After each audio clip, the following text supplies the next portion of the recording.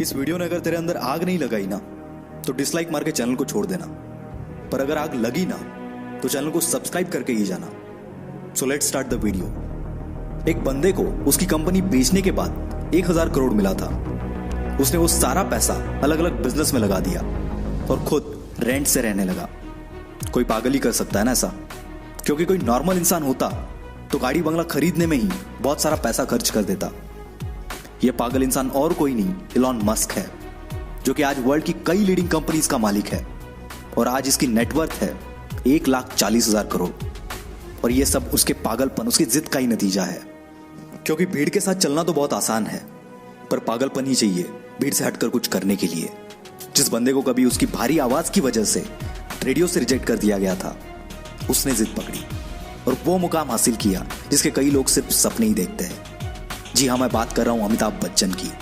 उनकी पहली superhit movie जंजीर आने से पहले उनकी 17 मूवीज फ्लॉप हो चुकी थी, फिर भी उन्होंने अपनी जिद नहीं छोड़ी और आखिरकार कामयाबी को भी उनके जिद के आगे झुकना पड़ा। विराट कोहली का भी एक ऐसा ही किस्सा है, जो कि क्रिकेट के लिए उसका पागलपन, उसकी जिद को बयां करता है। 2006 की बात है। विराट कर्नाटका में रणजी खेल रहा था और पहले दिन 40 रन बनाकर वो नॉट आउट रहा। शाम को उनके घर से खबर आई कि उसके पापा की डेथ हो गई है। सबने एक्सपेक्ट किया कि विराट तुरंत घर के लिए निकलेगा।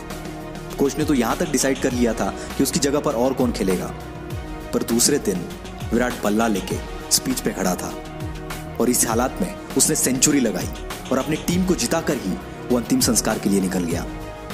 इसे पागलपन नहीं तो और क्या कहेंगे। लाखों में किसी एक के पास ही ऐसी जिद, ऐसा पागलपन होता है और वही कुछ हटके कर जाता है। दिन का 15-15 घंटा काम करने के लिए सिर्फ एनर्जी नहीं, बल्कि उस काम को करने के लिए वो जिद, वो पागलपन होना चाहिए। क्योंकि ऐसे जिद्दी, ऐसे पागल लोग परसेंटेज में नहीं, नंबर्स में होते हैं। ऐसी एक जिद और पागलपन से भरी हुई कहानी है दशरथ मांझी की, जो कि अपनी पत्नी को टाइम पर हॉस्पिटल ना पहुंचा पाए, क्योंकि इनके गांव से हॉस्पिटल के पीछे एक बहुत बड़ा पहाड़ था और उसी वजह से उनकी पत्नी का देहांत हो गया।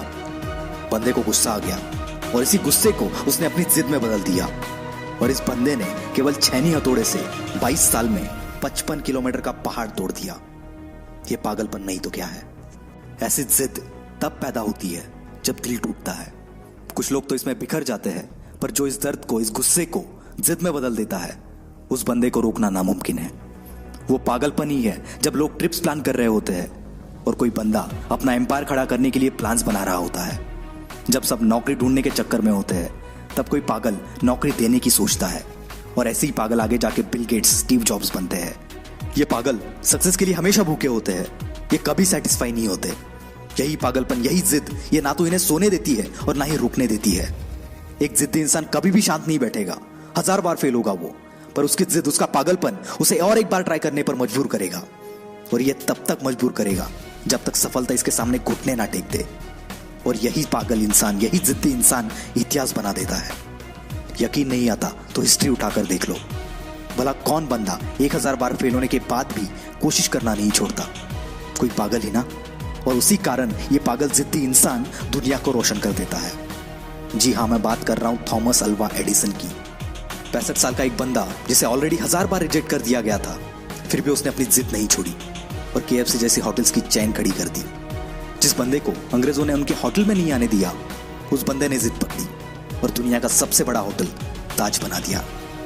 दोस्तों, ये एक जिद ही है जो एक नॉर्मल इंसान को एबनॉर्मल बनाती है और फिर ये एबनॉर्मल लोग ऐसा कुछ कर जाते हैं जिसके बारे में नॉर्मल लोग सोचने से भी डरते हैं। इसलिए आपको जो भी अच्छा लगता है, जो भी आप करना चाहते हो, पागल बन जाओ उसके लिए और जान लगा दो उसे हासिल करने के लिए।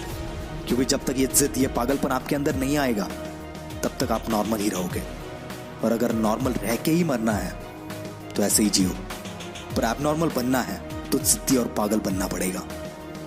वीडियो अच्छा लगा तो ही लाइक करना, शेयर करना और हमसे जुड़ने के लिए नीचे वाले लाल बटन को दबाकर चैनल को सब्सक्राइब जरूर करना। This is will power star signing off for the day.